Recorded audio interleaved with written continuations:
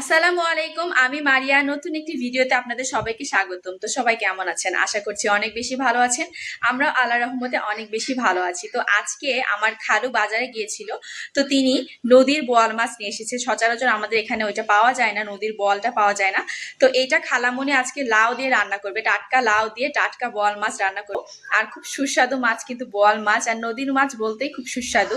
তো এটাই আপনাদের সাথে শেয়ার করব আজকে, যে লাউ দিয়ে কিভাবে বোয়াল মাছ রান্না করা যায়। আর বোয়াল মাছটা কিন্তু লাউ দিয়ে রান্না করলে অনেক বেশি মজা লাগে। অনেকে অনেক ভাবে করে, ভুনা করে, ঝোল করে। তো লাউটা দিয়ে রান্না করলে অনেক মজা লাগে। তো চলুন রান্নাটা শুরু করা যাক। তো চুলায় আমরা একটা কড়াই বসিয়ে দিয়েছি। কড়াই এখন দিয়ে দিচ্ছি পরিমাণ মতো তেল। তো তেলে আমরা ফোড়নের জন্য দিয়ে দিচ্ছি একটু জিরা। তো জিরাটা দেওয়ার পরে এখানে দিয়ে দিলাম পেঁয়াজ কুচি।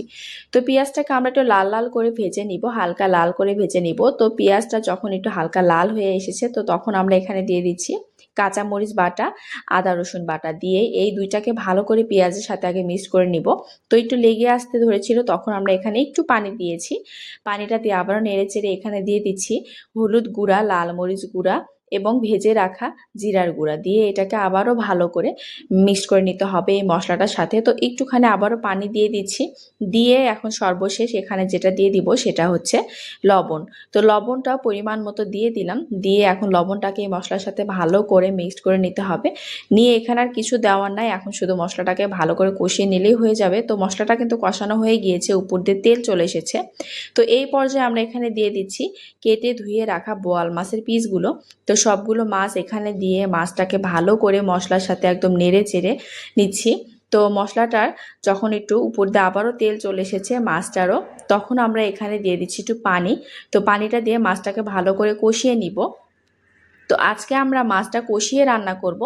তো ঢাকনাটা দিয়ে মাছটাকে ভালো করে কষিয়ে নিলাম। আর দেখতে কিন্তু অনেক বেশি লোভনীয় হয়েছিল, অনেক বেশি ভালো লাগছিল দেখতে এই পর্যায়ে। তো মাছগুলো সব উঠিয়ে নিচ্ছি, মাছগুলো কষানো হয়ে গিয়েছে। তো মশলাগুলো থাকবে, মাছগুলো সব উঠিয়ে নিয়েছি। তো ওই মশলার ভেতরে দিয়ে দিলাম কেটে ধুয়ে রাখা লাউ। তো লাউয়ের পিসগুলো একটু বড় করে নিয়েছি, কেননা লাউটা গলে যাবে। তো এখন এই মশলাটার সাথে শুধু লাউটাকে ভালো করে আমরা কষিয়ে নিব। তো ঢাকনাটা দিয়ে ভালো করে লাউটাকে কষিয়ে নিয়েছি, আর দেখুন কতটা লাউ কমে গিয়েছে। তো এখন আমরা কষানোর জন্য আবারও একটু পানি দিয়ে দিলাম। পানিটা দিয়ে লাউটাকে ভালো করে কষিয়ে নিয়েছি। তো লাউয়ের পানি, কষানোর পানিটা শুকিয়ে গিয়েছে। এখন আমরা নেড়ে চেড়ে এখানে একদম ঝোলটা দিয়ে দিলাম। তো ঝোলটা যখন বলক চলে এসেছে, তখন এখানে কষিয়ে রাখা মাছ সবগুলো দিয়ে দিচ্ছি। দিয়ে আলতো হাতে এই তরকারিটাকে এখন নেড়ে দিতে হবে। এখন বেশি জোরে নাড়া যাবে না, তাহলে কিন্তু মাছগুলো ভেঙে যাবে। তো আলতো হাতে আমরা তরকারিটাকে নেড়ে দিলাম। তো নামানোর ঠিক আগ মুহূর্তে এখানে একটু ধনিয়া পাতা দিয়ে তরকারিটাকে আবারও ঢেকে দিচ্ছি। একটুখানি ঝুঁকিয়ে দিয়ে এটাকে এখন ঢেকে দেব। ঢেকে একদম রান্না করে নিলাম আমাদের লাউ দিয়ে বোয়াল মাছের ঝোল। দেখতে যেমন লোভনীয় হয়েছে, খেতেও কিন্তু অনেক বেশি মজা হয়েছিল। তো আপনারা এইভাবে একবার হলো বাসায় ট্রাই করবেন, অনেক ভালো লাগবে, অনেক ভালো লাগবে। তো সবাই ভালো থাকবেন। আল্লাহ হাফেজ।